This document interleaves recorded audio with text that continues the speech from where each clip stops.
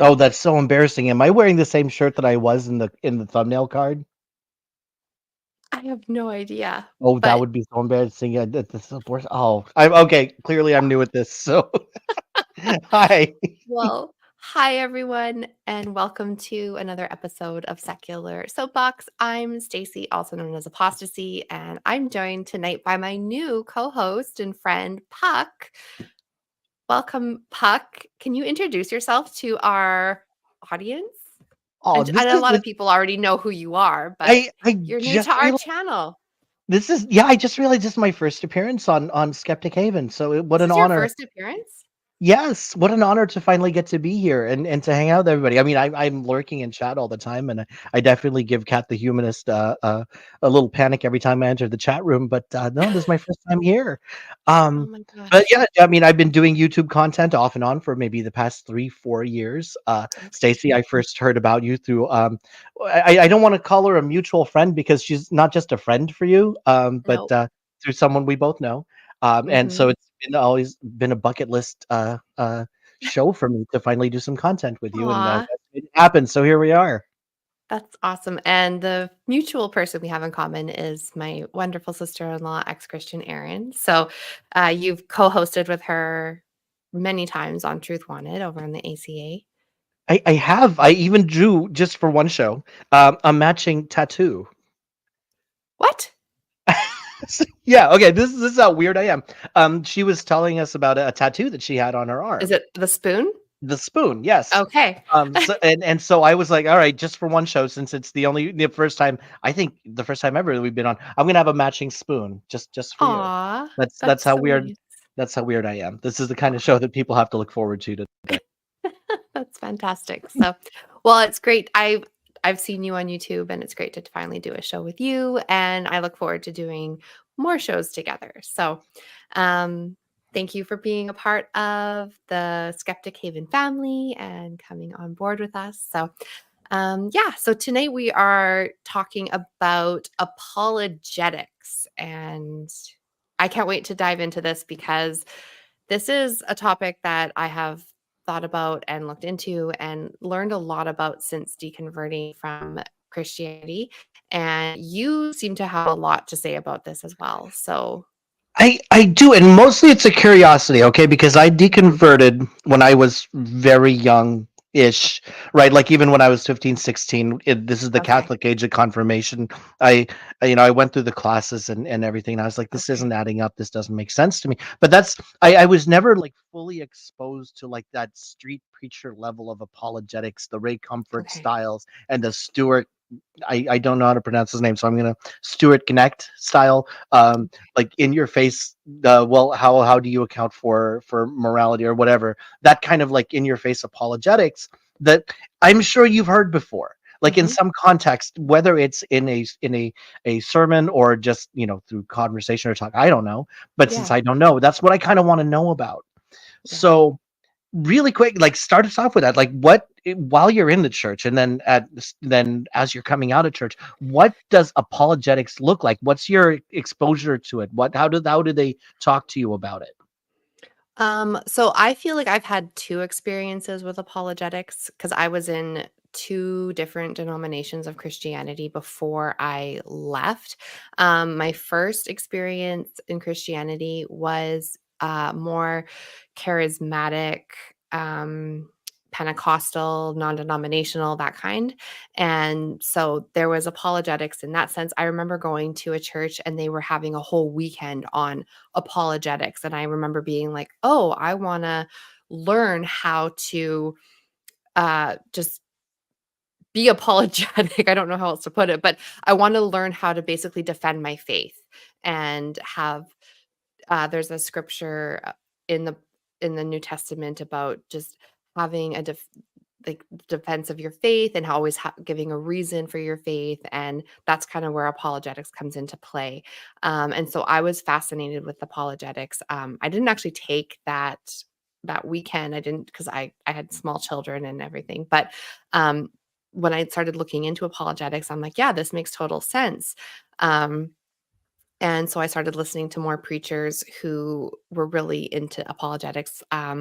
This preachers like Vodi Bakum, R.C. Sproul, and so that kinda got me more into, like, the Reformed church, and so I jumped into a Reformed church, and they did even though it wasn't a Catholic church, they were really heavy on, like, the catechism, and, I started learning about the catechism and having the question and answer thing, and so that to me was also apologetics, and so I started teaching my kids that, and so those were kind of my 2 introductions to always having an answer, always having a reason for what you believe, and so that's kind of what I took away from what apologetics meant is just there's always an answer. No matter what, you have an answer for every question, everything of what you believe, and so coming out of Christianity, it's so refreshing to not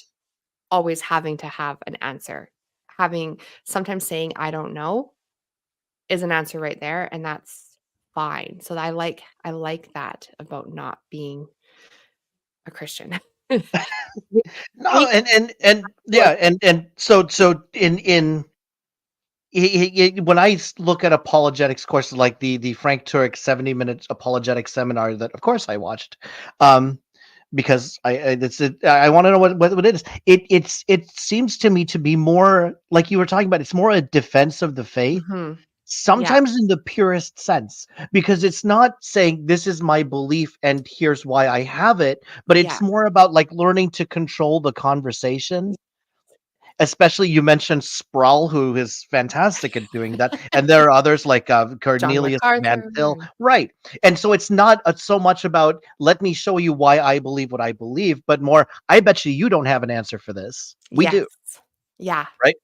And it's not so much to try to please correct me on this is just my perspective because Mhm. I didn't have the same experience you did. It It's okay. seems to me to be more about telling the practitioners you're going to run into people who are going to disagree with you and we're going to Mhm. say these are crazy out there beliefs, why do you believe it? And that's what you need to have an answer for, and it's not so much to have an answer to convince them, it's more to have an answer to keep you satisfied that there are answers. Yes, exactly. Okay, so I just want to make sure I'm not missing that. So Nope, what okay, exactly. okay. I'm trying to find the scripture.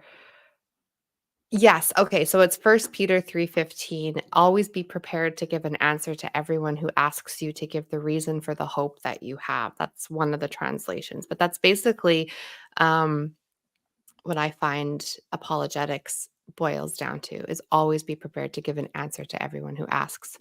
Um, so oh, You ask a fascinating question, random yeah. MC clips, and the answer is no, not really, just because I didn't really know what they were.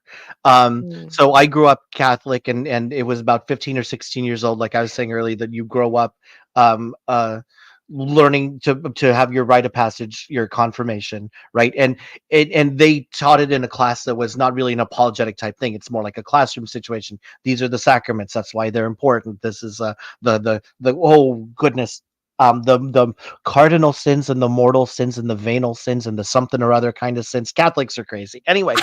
um this is the kind of stuff not they, just so they Catholic. never, yeah, and Catholics aren't very big on proselytizing. They don't go out there and try to get converts, so because of that it was never really a part of my experience growing up. Not only that, but I did not live in an environment where there were a lot of public questioning. Sure, there were Mm, atheists around, but it was never like a challenging atmosphere. But I mean, we were in high school. We had plenty of other things to challenge each other on without having to delve into religion. So no, apologetics were not really a part of my deconversion, which is why I'm so interested in this topic. So thank you very much, Stacy, for wanting to talk to me about this. yeah, Um, so like and some of them, but did some you yeah, go ahead. I was gonna say, because I know you do like, you take the catechism classes in Catholics being a Catholic, right? Because I know when I joined the Reformed Church, they have catechism classes, for the youth starting in, like, grade 4 or 5.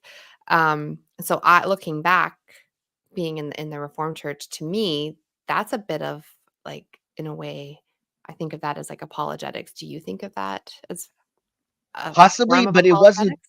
it wasn't taught to me in the context of this is how you defend your faith. It was taught to me as Okay. this is what is true, right? Because Okay. like, like when they talk to you about the seven sacraments, it's Okay. not like here are the seven sacraments and here's how you can defend why these are the true sacraments to people who are questioning you. Mhm. Um, the Catholic branch of apologetics, like I said, it's just not quite as they don't really go out and try to get converts. I guess they have enough. Right. Right. And the ones that when they do want to convert people, they don't necessarily try to reach out to convert. They just breed some more. Um, Right. Well, sorry that's if why that I was have a little so crass, but many large families. Like, they're Bible college and seminary deconverted me. Yeah, you know what? I heard that because there's some people. It's like they want to take these apologetics courses, and then they. I was kind of curious about this when you investigate apologetics, and you're like, wait a second, this doesn't actually address the question. Right? Mhm. This is just diverting the question so that I don't have to come up with my answer or defend my answer. And there's so Yeah. many apologetics like that. So, Yeah. what was your relationship with apologetics after you left then? Like now, it's like these things that used to be things that you might say or heard said to convince others. Now that you're on that other side of it, clearly not convinced. Like, what's your thoughts on that? My thoughts on well, now when I think of apologetics, um, I think it's there to basically keep the people who are in it to keep believing. It's like a reinforcement of what they believe, and it's not like a tool to bring in new people, it's to keep the people who are there, um, believing what they're believing. Um, it's I think of it as a sorry, I know this word is or this phrase is kind of it might be overused, but I think of it as like a brainwashing exercise, like, you're just continually, soaking in what you've already thought, and it's just yeah, I think of it as just brainwashing over and over. I love that you're skipping straight to question 7, but we'll go Oh, ahead and go all sorry. the way down. No, no, no. This Sorry. makes perfect sense. This is good that you bring it up now because one thing that I'm Oh. like truly fascinated by is the thought terminating cliche and Mhm, how there's a non-zero part of the population that not only finds those acceptable but also finds thought terminating cliches to be convincing. mhm. Right? Where Yeah, you say something like, well, the popular example as well, what's meant to be will if it's meant to be, it'll happen. yeah, It's like, no, because then you're removing your personal agency from it. You're saying, I can't affect the situation, I give up. yeah, And it's not inspired to like stop and really put any thought to it. It's designed to stop the thought. And so many apologetics are not about continuing the conversation. It's about stop no. the thought. And I was Yeah. wondering if you had that experience too. Oh, definitely. There were times where I remember going and asking people that I looked up to questions about certain things in the Bible, and the answers that I would get left me way more confused, and I was like my head would be spinning, like, I don't think that made like, my logical brain would tell me that doesn't actually make any sense, but I was like, "I guess this faith is true, so I guess I have to believe that?" But I would walk away feeling so confused. "Are you getting wi you want wine, Puck?" Yeah, could you set good and bring some over? That'd be great. I was wondering, I'm like, "Your ears itchy?" "Okay." No, I saw the offer. It's like, "Hey, No. send it over. I'm in Yeah, Cincinnati, Ohio. DM me for my address. there Send you over, go. send over a case of Canada's finest." I do live in wine country, so, I um would okay, this is a fun little diversion. I wouldn't have even thought that Canada has a wine country. you know what? There's a lot of things that people don't know about Canada. Canada is a fantastic country. Everyone just thinks snow, igloos, bears and moose and beavers and yeah. And curling, don't forget about And curling. yeah, I curling yeah, and hockey. you just watch curling for hours. It's such an enthralling sport. So much Where going on. where I live is like I live in Canada's desert, believe it or not, and, we have a desert, and we have wine country. So, I yeah. okay, so now you're starting right because I used to live in Alaska, and I see what's the comment there in chat. And after moving out of Alaska, I used to have to defend that question too. It's like, do you live in Yeah. igloo? Do Yeah. you have a do you take a dog sled to work? There you go. Yeah, no, Alaska's gorgeous. So, Oh yeah, yeah. It's gorgeous. The 7 feet of snow is pretty to look at. It's not so pretty when you have to shovel it off your roof, right? no. No. Yeah, Anyways, that's. I'm very happy not to have to deal with Alaska anymore. So that's. But yeah, you have to. I imagine like all of, and I have to remember Canada's massive. It's bigger than the United States. it's But I always, huge. I can't imagine anything of Canada other than where hockey happens. So I only think of places like Manitoba or like Winnipeg or Toronto, the big cities where hockey happens. But you guys come up with a minor league hockey team just with a couple of like farmhouses on a corner. There we go. Yep. That's enough for a league for you. Okay. Yep. So this is you're so enchanting. I've completely forgotten to get to the rest of these questions here. Okay, so I have to imagine that when you were first like telling people about your it's like, hey, I'm leaving the church, or I'm starting to question this and that. That what is it like the first line of defense to go to the apologetics? Like I Um, remember my friend said when she first left, her husband of all mhm. people said, "Are you sure you're not just leaving the church because you want to sin?" That is such a common thing. Right? Like, I okay, and here's the thing, and I've heard this response from people. Like, I wouldn't have given this, like, I did have never given this response, but so many people say, "If I wanted to sin, I would just stay a Christian because then I would just get automatic forgiveness from God." So that would actually make more sense. If I believed in sin and wanted to sin, I'll just remain a Christian. Um, I don't believe in sin. I believe in, um, doing, like, right and wrong, and I still have morals, but I don't believe in sin. Sin is something that's no longer exists to me. But yeah, no, I didn't leave because I wanted to sin. It's just what I say now is, like, my life didn't change when I became an atheist. I'm still a wife, I'm still a mother, I still like, I still do all the things that I always did. It's just I'm free now. I don't have Yeah. that burden of condemnation, that's on my shoulders, and this thought prison of, am I doing something wrong all the time? That was that was just a horrible thing to constantly be feeling. Um, yeah, perspectives change a lot, Stacey. Yeah, perspectives do change. So, um, And this is and then that like that looming specter, like the eye of Sauron gazing down at you from Mordor, idea of God is watching you. yeah, Like I never quite like, is this supposed to be a comfort? Is this supposed to be and yeah, that's where we get into other things too, like social apologetics, because apologetics mm, isn't just for religion. Technically you can be an apologist for any belief or opinion, right? So right, you could be an apologist, for example, for the belief of, well, if you're not doing anything wrong, you don't have anything to fear from a very strict leadership, right. right? But you do. Yeah, And then but yeah.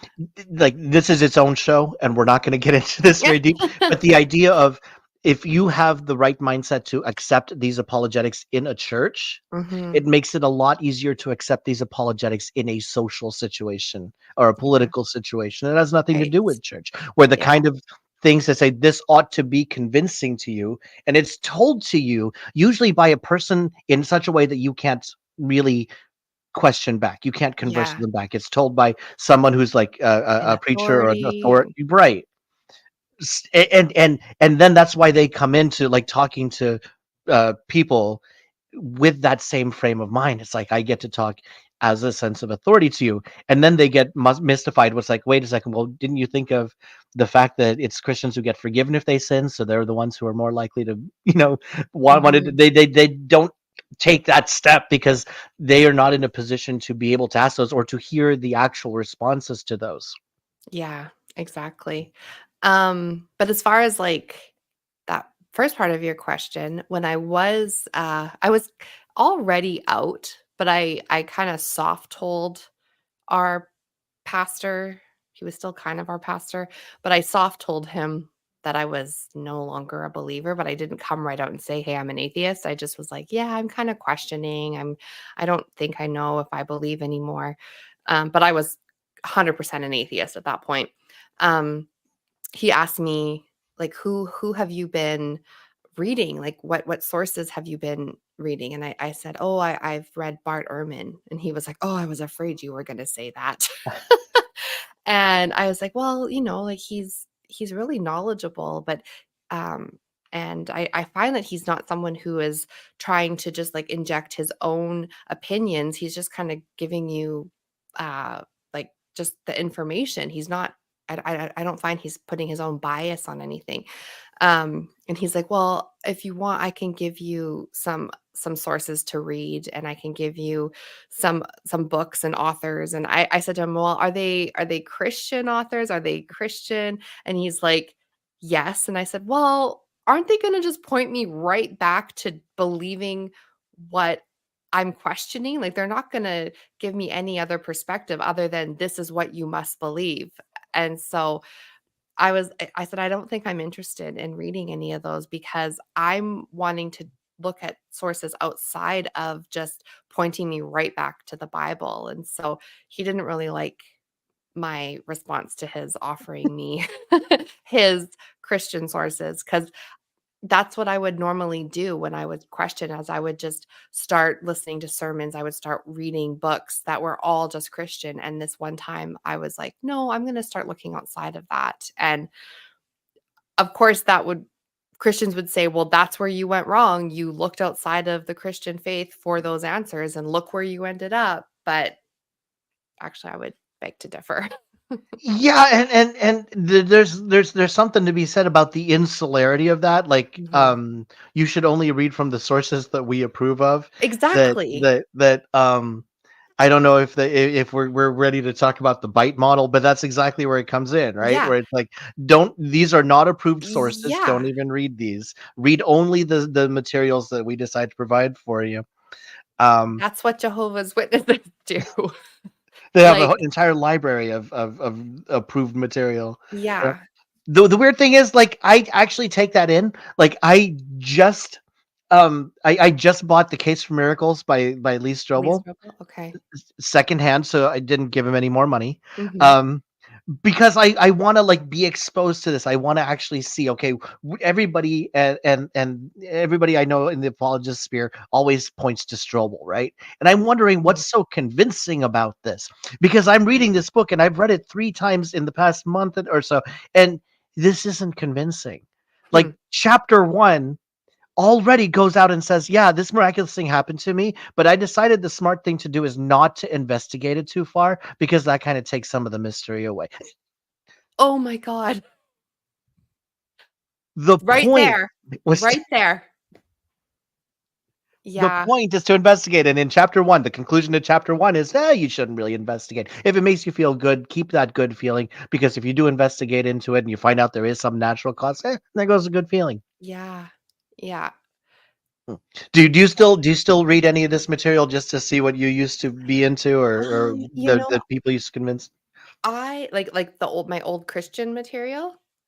Yeah, I kind of wish I hung on to a lot of it because I think looking back now it would be fascinating to flip through some of the old books, but right away I got rid of it just because I wanted it out of my house. I didn't want to look at anything that had any of the Christian dogma.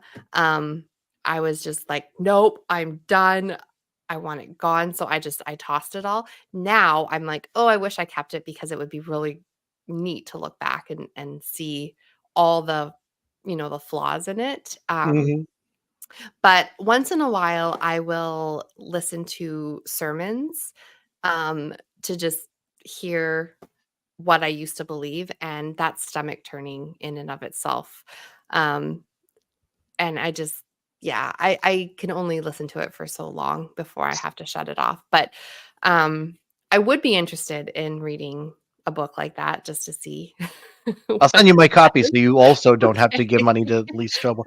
And Okay. and Or the okay, so library. The library has a lot of resources that I could check out and You know what? I didn't even think about it. I looked in our what is it? Our library app to see if there was like an audiobook version of Case of Okay. Miracles, but it's one of his older books, so it wasn't in there. But yeah, and it to just to kind of like quick change of pace, because this is like very actually it's like angering and makes me really sad when I watch those sermons that you're talking about because I watched Mhm. them too. Is not so much that someone believes this to the point where they're talking about it. Like I know my responses to it because I watch these sermons too, and I watch who is it? McDowell is really big on that now, and it's not so much that, but I'm thinking that somewhere in that audience is Mhm. someone who wishes that they could stand up and ask the question that they really want to answer, but they're never put in a position where they actually have a legitimate place to do that questioning Right. to the person who they feel ought to be able to give them the best answers. And it breaks my heart when I think of that. Yeah. Yeah. Um, I do listen to a lot of atheist content still, a lot of the call-in shows and stuff, and I try to put myself in the position of the theist callers and think, how would I have responded or reacted? I actually wish that I knew about atheist YouTube when I was still a Christian because I wonder how it would have affected me as a theist. But at the same time, I'm kind of glad that I didn't know about it because I came out of the faith completely on my own. I wasn't swayed by anyone. I wasn't swayed by other people's opinions or hearing anyone's content.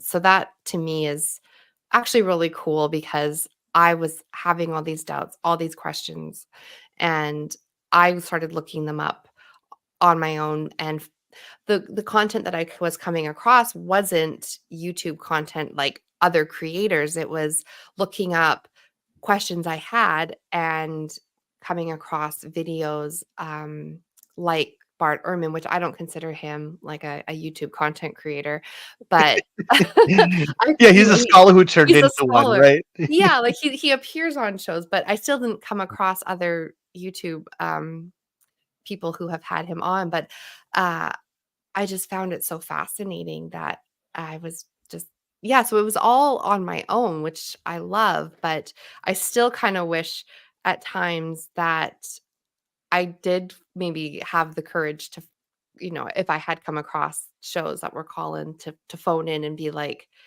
"Hey, I wanna defend my faith," and then have them be like, "Okay, but" and then be like, Right. "Oh," because I have had those conversations in the past with people, and they would ask the questions that these call-in shows ask, and I would get really uncomfortable inside, and I would be like, "Oh, they're making so much sense, but I have to defend my faith because I have faith, and above everything they're saying, my faith trumps everything that they're saying, even though my logical brain is saying, none of what I'm saying makes any sense, but I have Jesus on my side, so everything that they're saying, it doesn't matter because I have Jesus." Do you know what I mean? Like, Yeah. it just the cognitive dissonance was just so strong.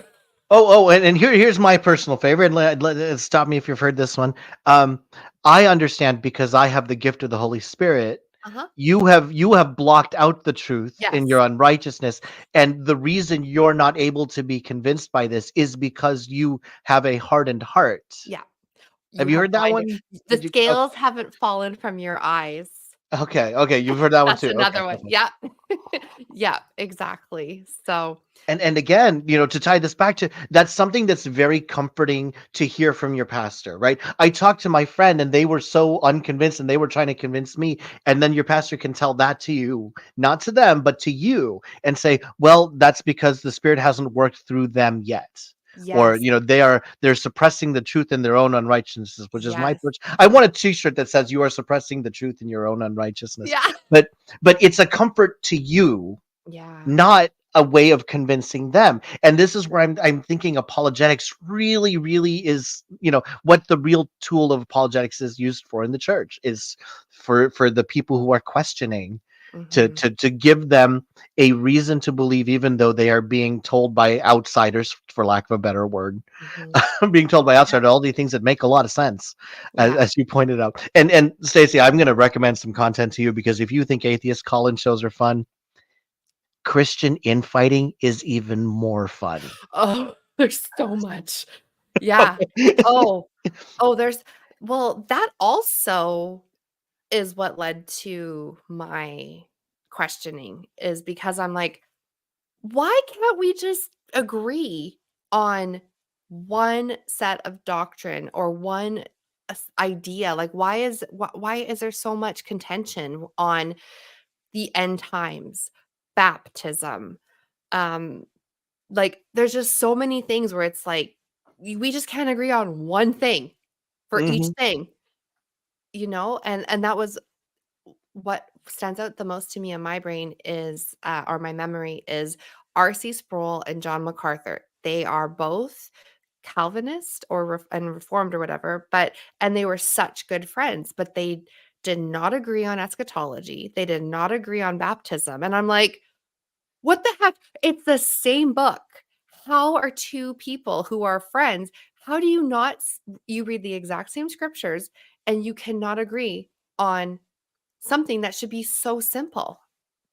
So, Yeah, why don't you just like ask God, yeah, and I yeah, have no idea. yeah. So, yeah, okay, Christian infighting. There's Yeah. so much. And when I went from being a charismatic, non-denominational Christian to a reformed Christian, all my non-denominational friends basically thought I was no longer a Christian. Like, at that point, I might as well have been an atheist then. They no longer considered me a Christian. And when I became a reformed Christian, I looked at them and was like, "Oh, hopefully they get saved," because I thought they were no longer I thought they weren't Christian because now I was officially a Christian. So, yeah, they This all is my favorite thing. Like, very few people think about this, that no matter what kind of Christianity you believe in, there are more Christians who don't think you're Christian yeah, than who think that you are. yes, And yes, I wish that was an exaggeration, but the numbers it's bear not. out here, right? Yes, Like, no matter what brand of Christianity you prescribe to, there are people who call themselves Christian who believe that you're not. And there are more of them 100%. than people who agree with you. Yep, So, and 100%. I love this. This is seriously my little way of calling out every single apologist out there who likes to call into shows, because I have been on the bench for some time. Just to make this personal now, I used to do a lot of shows, right? A couple of years ago, I did a lot of content, and for the past couple of years, I had to step away. Now, the interest was not gone. The only thing that was gone was my availability, Right. right? But now I have the best job that I've ever had, and it's the best paying and with predictable time off. And I have the energy, and I have the setup, and I want to be back out here taking these on. So Yay. this whole show, not to, I'm not, I absolutely promise, I'm not just using you for this, Stacey, but this is Mhm. like my little coming out party of saying, hey guys, call me, because I've been waiting for years to have these conversations. I wish we had the lines open right now. Maybe Wes will invite me to do one of the call-in shows one time. Let's see Oh, what. he will. He'll be on. Yeah, because there's so many. Like, did you watch these call-in shows? You said too, and then, and I used to be in them, and I was like, oh, I know what I would say here. I know what I would want Mhm. to respond, and yeah. So this is me secretly calling out every single one of you. Yeah, So one of these days when I show up on here and Wes opens up the lines, yeah, call me. Let's yeah, talk about this. let's do it. Sorry, go ahead. Oh, I was just gonna say, my mom just pointed out a good point in the chat. She said, "When I got vaccinated, the fundamentalists considered me no longer saved." So, Okay. yeah, so that's a whole This other. this is worth being derailed for. Okay, what does one have to do with the other? Well, in 2021, a lot. So, apparently. Yeah, Okay, yeah. but I okay. It has nothing to do with the other, but in that year, there was a lot, and so, yeah, she's not Like, wrong. That was true. maybe it's just like I have to assume that the Canadian Pediatrics Association and the American Pediatrics Association, there might be some like variant on the vaccine schedule, probably because the vaccines act very different in cold weather. But I have to imagine they're not that different, right? No, So so the vaccines that you had when you were an infant, that was never a big deal, no. but it was the COVID-19 when that Yeah, was a big deal. Is that what? yeah. Why? Okay, I'm As baffled. I You had know. to be there. That's probably the Yeah. the best way Yeah. you could Yeah, he describe it. had to be there. Yeah, it was crazy. Crazy times, crazy times. How do you So, I wish that there was someone who could, like, I appreciate you guys trying to steel man it, but I wish there was someone who actually believed it. Not so I can argue with it, but just so I I can don't know actually if you're doing get a a good job full steel understanding. manning it. It was Yeah, just someone needs to connect the dots for me. All right. So again, I'm calling out all the apologists out there. Connect the dots to me between getting a vaccine and then not being saved. Mhm. Yeah. Saved. How big was that for your deconversion? Huge. Okay. Okay. Huge. Trying to 'Cause get that back to the yeah. yeah, no, that was another thing that I remember, saying to my husband. I said I was connecting dots and I was like, "Wait, all these Christians," I'm like, "if they're not believing this science that's black and white and it's right there, this is like there's truth right there in black and white, and they're just going, nope, I'm not believing this because I'm choosing not to believe this." I go, "What are they believing that might not be true in regards to faith?" Like maybe faith isn't like the Bible. Maybe there's things in the Bible that aren't true and they're just choosing to believe it without actually looking at it for themselves because someone's just telling them this is true. And he went, "Yeah, you have a good point there." So that's when I was like, I'm I'm digging into this. I need to know what I believe. Am I believing it because someone's just always told me and I've just gone along with it? Or am I believing it because it's actually true? And uh yeah, give it 3 months and I was an atheist. Yeah, I oh like the whole like fear of hell thing Yeah. has always like it's always had like my invisible friend is gonna beat you up vibes. Yeah. Does that make sense? Like and so like I was never convinced by It and honestly like and I told does. Aaron this too. So now this is my confession time to you. I'm kind of like even when I was a believer in the concept of an afterlife, I was kind of Mhm. dreading it. S Because like the idea of like always existing and never mm. being able to terminate one's existence just seems terrifying to me. So many people have said that, and Okay. that that concept never freaked me out. Mhm. N Yeah, that never crossed my mind because I was convinced I was going to heaven, and the idea of heaven actually made me feel fine. Um, I was kind of weird. The idea of worshiping God for eternity was actually very, comforting to me. I had no problem worshiping for the rest of my life, which now I'm like, "Why?" Why? Yeah, it's like But but I really when I was in church in praise and worship, that I was genuinely praising and worshiping, and I loved it, and I enjoyed it, and I would be in praise and worship, and I would picture doing it in the throne room of heaven for all eternity, and I was like, "Wow, this is absolutely the most beautiful thing that I can't wait to do forever." When I was a Christian, now I'm like, "Oh my god, no." I Um, I cannot think of anything that I genuinely like enough to do for more than a couple hours at a time. well, Right? I truly did love Jesus. I know that might sound weird now because he doesn't like he's not it doesn't exist, but when I Yeah, thought I was worshiping. you can love Jesus and still want to go to the Oilers game. I mean, they're not mutually Oh, exclusive, no. No, right? I Like know. Thursday night, I guarantee I know what you're going to be doing. I'm gonna be I'll be working, but I'll have the game will be on at my You'll job, have it so on I'll another I'll be tab, yeah. watching out of the corner of my eye. Yeah, if you're like me, you specifically requested those days. Not the day of. The day of is fine because the game doesn't start till like 8 o'clock. It's the day after that you don't want to have Right. to be accountable for your actions. So it's the day Yeah. after a Stanley Cup game. You want to be able to party and like turn over cars, whatever it is they Yeah. do in Boston, and and and I'm and Vancouver. I didn't We want to bring that riot. up. That It's was okay. That's not a good part of our culture. no, but Um, this is what I like about talking to you. That we're just gonna go. I had these questions. I had 9 questions ready to go from the beginning. We've gone I'm through about sorry, this one made three, me laugh. Skeptic which Haven. What kind of things did you do with Jesus? Well, I never had those shirts that said Jesus is my boyfriend. Like, those I thought were just weird. there are Jesus is my boyfriend shirts. What? Mhm. Oh, okay. Yeah. Yeah. Yeah. Yeah. You've never I heard that? no. No. Okay.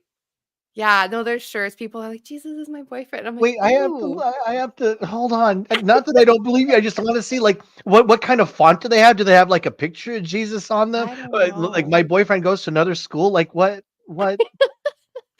No. No, I really truly, like, love Jesus. Until I was like, "Oh, he's not real? Okay, I'm done." Which was weird. But as soon as I stopped believing, you stop believing. And I that's and I I think that that's something that a lot of apologists like don't get, that once you've turned that switch, sure, you can go through the motions, you can go to church, you can pretend to say grace at meals, but once you don't believe, it's not like you can convince yourself to believe. No. I can't convince myself to believe in, like, tooth fairy, you know? It's that kind of thing. I can't convince myself to believe in the lucky leprechaun or the Easter bunny. It's that kind of thing, and it's not to be, like, flippant about it. It's just it's the same kind of comparison to me now. It's like I just can't believe in Jesus. I can't believe in God unless there's, like, sufficient proof. Did you find the shirt? No, you're just gonna have to explain who Nasty Hasty is. Oh! Oh, she's a Instagram content creator, um, who has a really large following on Instagram and Twitter. If you look her up on, I don't remember what her name is on Twitter, she's changed it, but on Instagram, it's Biblical and Reformed. Um, you can look her up. She has, I don't know how many followers she has now, but, okay, don't get me off topic, Wes, but I promise you, eventually we'll get back to okay, the list of questions, and we'll but probably take until like 3 weeks from now to answer. yeah. That's okay. I don't care. You're good for this is good content. This is good. Yeah, no, she attended the church that we were at, and, when she found out I was no longer she was, like, stalking the Twitter, and she saw when Aaron posted that she got off the phone with me, and she's like, "My sister and I just got off a phone call with a family member who's no longer a Christian, and I'm just the last person I ever would have expected, and we just had a great call, and I'm so thrilled for her." And then I commented and said, "Yes, I'm so happy to feel this freedom." That was, like, it, and so she screenshot it, shared it on her stories, and was like, "You were never a real Christian, and they were among us, but they were never of us," like First John 2:19 or whatever, and I was like, "Oh my god," like, she was a friend, but then 2, she shared it on her platform of, like, 100,000 people, and it actually made its way to Reddit, which was crazy. Oh, you've made it when you're on Yeah. Reddit. I was like, Wow. "Oh my god." But yeah, yeah, That's so like that getting was your own IMDb page, right? That's there when you you go. really made Yeah. it. You're on I IMDb and Wiki I Wikipedia. actually I actually went to Reddit, to the ex-Christian page after I saw it just to, like, be encouraged by reading other ex-Christians just kinda being like, "Okay, I made the right decision," right? Like, I'm and then when I opened the ex-Christian page, someone had taken that story and saw it, and they were like, these, like, Christians, they're nasty," and they had shared it, and I read all these comments from people just basically, like, I didn't say this post is about me, but I just read all these comments, from people, and it just really, like, made me feel so much better and encouraged, and I messaged one of the mods and said, "Hey, this post is about me, and I just wanna say, like, I didn't say anything publicly, but I feel so much better after reading this," and they were like, "Oh, wow, that's so great. Thank you for telling us." Anyways, but So Yeah. this is okay. I have no evidence for this other than anecdotal. Okay, Mhm. but I'm going to put forth a theory out there Mhm. that one of the reasons that they speak so harshly against public atheists is to send a signal to anybody in the congregation who may be questioning and saying, if you step out of line, we're going to talk about you this way. We're Oh, going yeah. to treat you this way. Yep. And I Well, have to imagine that someone out there is being kept in line because of that, even if it's not an explicit threat. That voice in the back of their head saying, "Wow, if I publicly question, they're going to ridicule me and exclude me from the only community that I have." exactly. It Well does is that a thing, or am I well, you're I bang genuinely don't on. know. You're bang on because it wasn't just, like, her publicly putting me on social media. They publicly excommunicated us in front of the whole church for 7 months. Like, they called us out, our family, for leaving the church. So, yeah, 100%.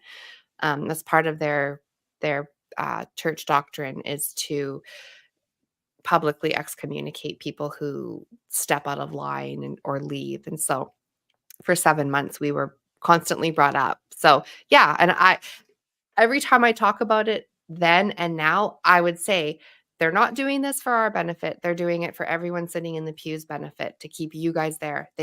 This is so that you see, 'Oh my god, this is so embarrassing, this I would never wanna be publicly shamed like this. So I will not question because I don't want this to happen to me.'" And, yeah, that's exactly why they do it, is to just Godseed, I wanna address that question, Godseed, because yeah, that's where I was at. there you go. Where when you go to a church the size that I did in Alaska, where I was growing up, I was never really close to anybody else in that church anyway. I knew roughly who they were, but the Catholic population in Anchorage was, it's not, it was substantial. It was enough to support a fairly large archdiocese, but there were so many other people who didn't believe that I never saw the Catholic Church or the people there as my community or my only Mhm. community. There were plenty other people for me to associate with, and availability to talk to. And something I didn't find out until I started making friends with more Protestant people. Is that wow? I had no idea that a lot of Protestant churches are so much more insular. They really ask Oh, you to be careful about who you even talk to and associate with, yep. right? Like, yeah, talk to them while you're at school, be polite, right? But don't take their phone numbers. Don't Mm, entertain conversation with them, right? yeah. They're in this world, but you're not of this world, so you Yes. need Yep. okay. It's true. Yeah. Yep. So that is me, Godseed. Anyway, I never saw the church as my community. However, I leave room for the possibility that for some people that is their entire social environment. Mhm. And the idea of having to suddenly make new friends or just come up with something to do to feed that social energy that some people need, Yeah. it not only is it already daunting because making friends is already difficult, but imagine if the only people that you could choose to make friends with are the people who you've been told all your life are horrible, horrible Yeah. people, Yeah. Exactly. right? They're sinful. They're all the words that we now use as kind of like, "Oh, we're heathens. We're we're all," like, "We're awful, but we're Yeah, not awful." You and know it's what I not mean? even true, right? Like you No. pointed out earlier, like when we deconverted, it's not like suddenly it's a drunken orgy every weekend. I know. There's a lot less debauchery than I was led to believe Yes. there would be.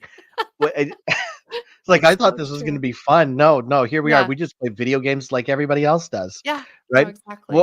Without what was I doing an hour before the show? I've been solving the same Sudoku. Sudoku puzzle for an hour, Yeah. right? This is what we do for fun. Okay, this is Yeah. not. It's not hedonism. It's not. No, It's like exactly. I don't get it. Um, Anyway. One thing in response to that question, Mhm. about community, sorry, I'm gonna just answer this before I answer that Ooh. question that's on the screen. But, part of like, I question things a lot before I actually left about 2 years prior, where I was like I was I would say spiraling in a way where I was like, "Oh my god, I don't think this is true. Like, this is not true."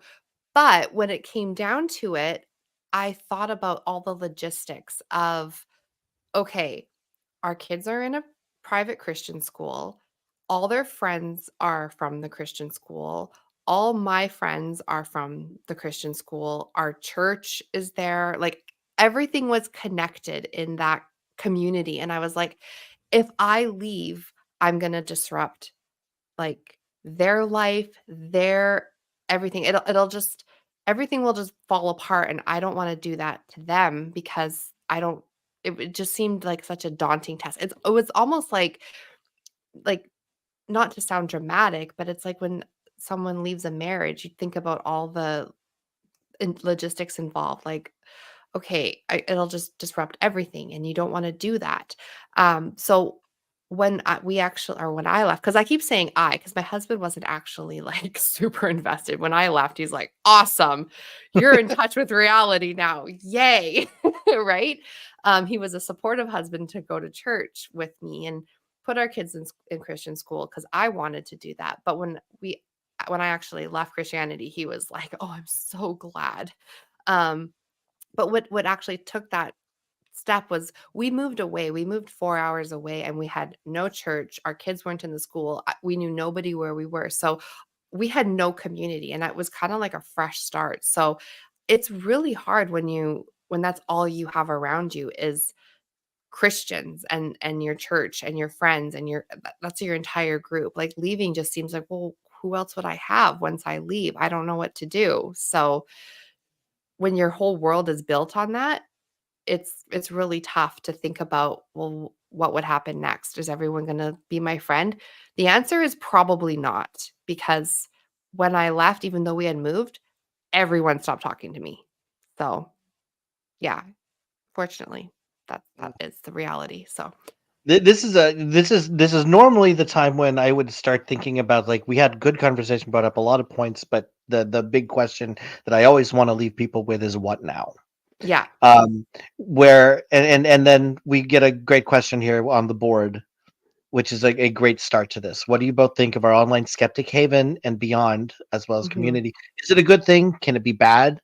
What would make it better? And what are we even doing out here? And my personal answer to that is that I am out here adding to the conversation and therefore normalizing it, right? mhm. Because I absolutely guarantee you that somewhere in those pews listening to all these apologetics is someone who is questioning, and someone Absolutely. who does not even know that these conversations exist and that these questions are valid and deserve good answers. So the more I can add to, even if I'm not the one directly talking to them, I'm at least putting it out there that these conversations are okay to have, right? Yes.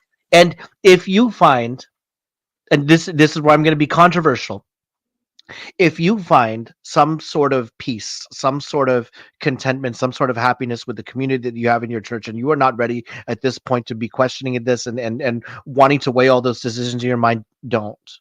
Okay. Mhm. Community is important. And if these conversations are not your particular brand of vodka, don't do it. Okay. Yeah. But for the people who do want to have them, for the people who are saying this doesn't make sense to me, where can I Mhm. go? This is the place to do it. Yeah. And the thing that can that where that can easily go wrong, though, is in bringing people to that conversation who aren't ready to be there. And I think there's a couple of popular atheist YouTubers who call that the angry atheist phase, where Mhm. you become like a neg evangelist. I don't know what the technical word is, so I'm just going to make one up. Yeah. Where you go around and instead of waving your Bible around, you're waving a burning Bible around. Um, Right? Like, so Yeah. there is a point, and that's why I like to just be, I'm here. If you wanna talk to me, you know where to find me.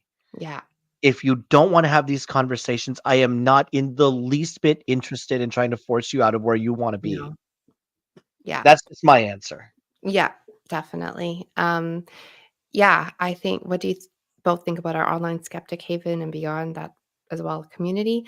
Um, I think it is a good thing. I appreciate these spaces. I'm so thankful to be a part of it. Even if I wasn't someone on the screen, I would be a part of it off the screen in the chats. I would be um when I was still just getting um to know people online, I'm so active in the chats and getting to know people, just finding like-minded and getting, knowing alone in the beginning and getting those questions answered. Um, Another great resource is recovering from religion. So that's something that I always love to plug is if you're questioning, they're a great place to call or talk to because they're not going to like sway you out of it. They're just going to be there to talk to you and answer questions that you might have. So that's definitely a great resource. Um, yeah. I So saw Godseed's comment there, and honestly, I don't have any expertise at all in that field. I can understand how difficult it may be, but like not to the point where I like, yeah, I get it, and here's the best way I can help you out with it.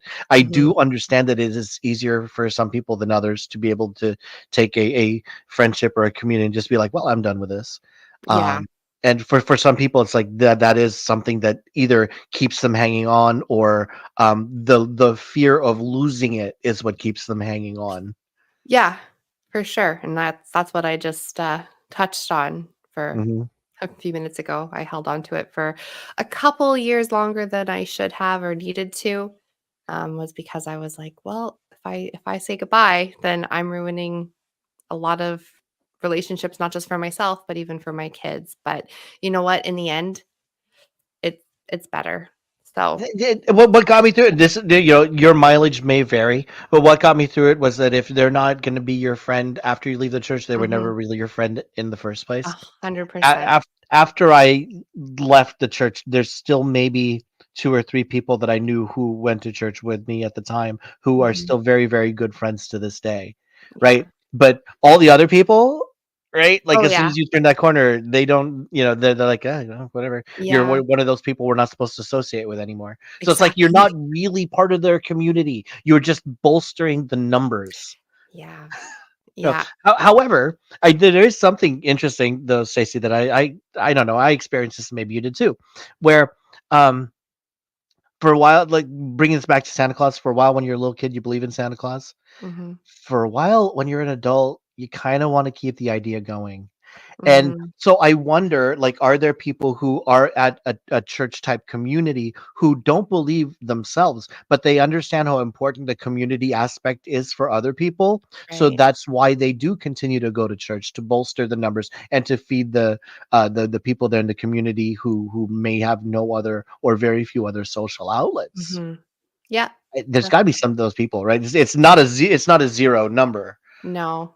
No, I would almost think of my husband as one of those people in a way. He almost he went, but he was kinda, like, hoping, like, "Okay, maybe, like, eventually I'll believe. Maybe it'll be true. I don't know, but I don't think so." And he's like, "I see the good in it for some people, so that's great for them." And yeah, so, And um you know what? Breaking up with a church is mhm, like ending a relation, like ending any mhm. relationship. And for me, the Yeah. weird thing is, any, because I'm like the part of my brain that connects emotions to actions like is malfunctioning, so I don't tend to Mhm. act with emotion much. But so what always got to me after a breakup is, what did I used to do with all my time, right? Like Yeah. after I break up with a girlfriend, I would hang out with her like maybe 3 4 times a week, right? It's like, what did I used to do on those times when I had all this free time to myself? And Right. one of the things, when leaving church, it's like, what did I used to do now that I have this free, not just time, but energy and brain space to devote to Mhm. whatever I want to do? What do I do with all that? Yeah. The brain And space too, that's huge. yeah, I don't know what your technical term for it is, but for me, it's I I like that. okay. Yeah. Yeah. No, I like that. Yeah. This has been okay. Talk for a bit, because we're probably gonna wrap this up soon. Yeah. But let us imagine then. Let's put you in that position of you acknowledge the person who is there in the pews, who is listening to these apologetics being said by someone that they can't Mhm. question, but they do have questions. They are doubting. They are wanting to converse more, and they are the Mhm. kind that want to have this conversation. Speak Yeah. to them. What do you want them to know? What do you want to tell them? It's okay to question. Don't let the story of doubting Thomas, the way that they spin that to be how he's the wrong disciple for being the doubter, it's okay to doubt. Doubt is a normal thing for people. And if you're doubting, follow those doubts, follow your gut. I also say you don't need to go to your pastor to ask those questions. Go to outside sources because, like what my pastor tried to do here, they're just going to try to point you right back to the Bible. They're going to use that circular reasoning because they're not going to want you to leave. They're going to just continue pointing you back to Christianity and keeping you in that flock, keeping you in the fold.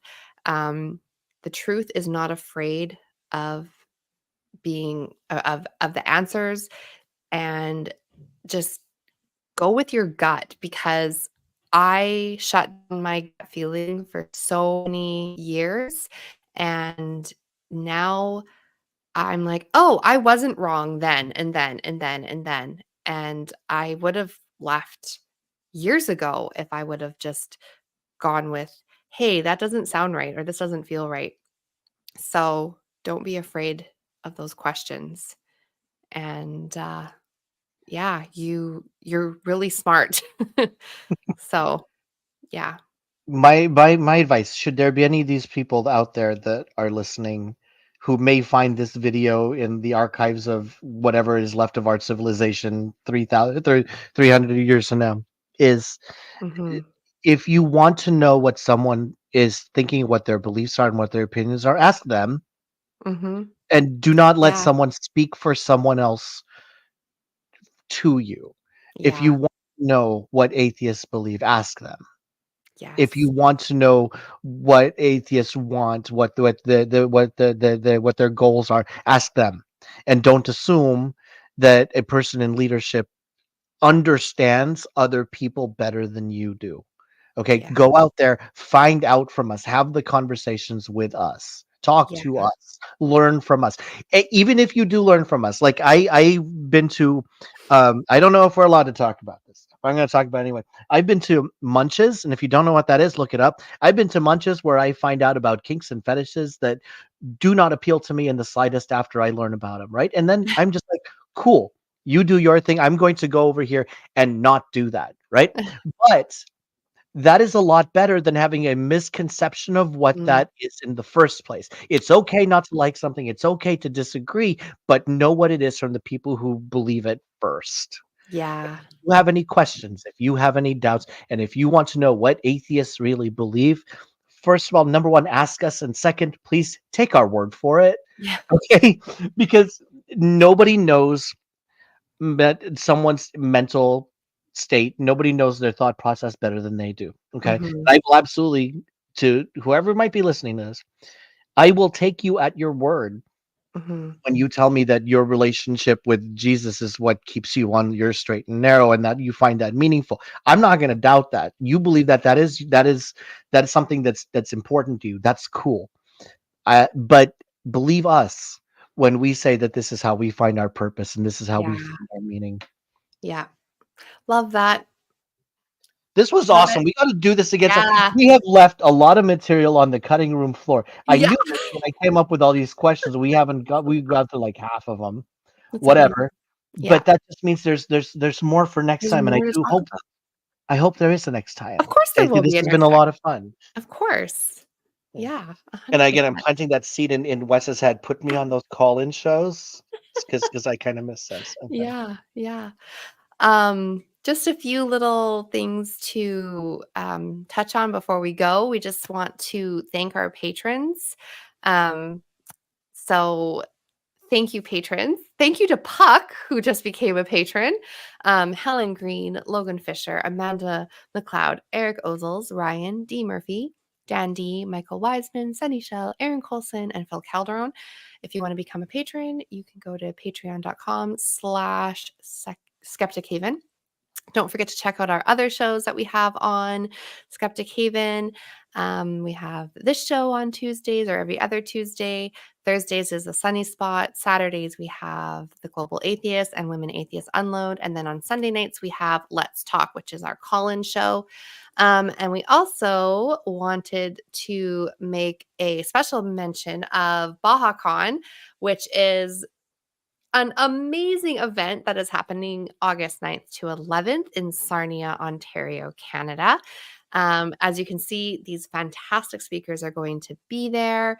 I'm looking forward to it. And also, my mom and I are going to be there. So, hey, come and check it out.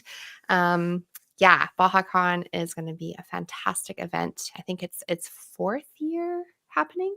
So, yeah, tickets are on sale at bajacon.com. So, yeah, I can't wait for that. So excited. Yeah, I have no clever outro. I don't know. I never know what to say on these things, so I'm just like, you know what? Just cut camera now while we both still. Oh, Yeah. we also want Oh, to there's just more. There's say more. there's one more thing. There's one Oh, more thing. We are also looking for volunteers for producing, booking, call screening. So if you are interested, please contact us at, okay, we need to have this on a banner, Wes D. Sturdevant at gmail.com. So, yes. Or actually, how about we just put Wes at skeptichaven.org? Let's do that. If you would like to be a volunteer, contact Wes at skeptichaven.org. That's no, easy. now I kind of want it at skeptichaven.org. Yeah. That Yeah. sounds kind of Let's cool. do that. Let's do that. There you go. So please, if you are interested in doing anything for our wonderful network here, Wes does so much for this channel. And so if you would like to help, we would love the help. So I think that's it. This was a blast. This was. I hope to see you again next time. Of course. And let's see if a Canadian team takes home the cup this year. Yeah. Thank you. Go Oilers, even though I'm not an Oilers fan technically, but I would Oh love yeah, to see. they're gonna go all right. Okay. We're going to go too. So, bye.